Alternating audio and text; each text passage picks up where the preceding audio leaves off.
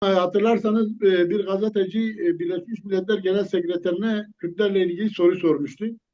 Rojava'da yaşanan gelişmeler e, döneminde kendisinin güzel bir belirlemesi vardı. Mes- Kürtler tarihin kurbanı diye kurbanı oldular demişti.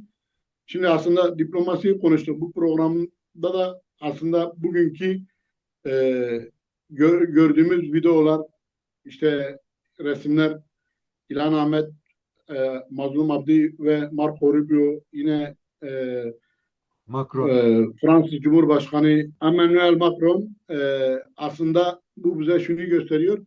Kürtler tarih sahnesine yeniden çıktı yani. Tarihin kurbanıydılar. Yeniden kendilerini tarihe mal ettiler yani. Bu diplomasiyle, kendi öz güçleriyle, hiçbir güce de dayanmadan yani. Elbette ki dostlarından, Kürt dostlarından, Kürtlere dost olan halklardan destek aldılar ve uluslararası toplum Kürtlere destek verdi. Bunu da kendi öz güçleriyle yaptılar. Yeniden tarihin sahnesine çıktılar. Umuyorum ve diliyorum artık bir daha tarihin kurbanı olmayacaklar.